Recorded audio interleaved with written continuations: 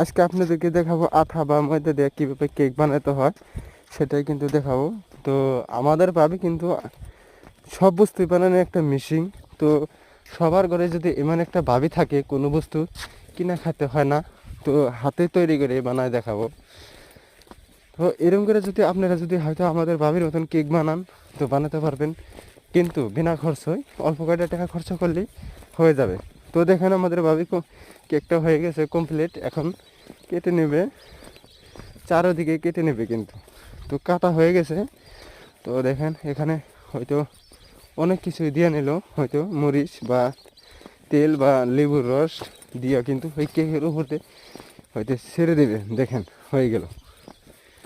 তো আপনারা যদি এইভাবে করে কেক বানাইতে চান, তো কোনো টেনশনই নাই, বানাতে পারবেন এই ভিডিওটা ফলো করে।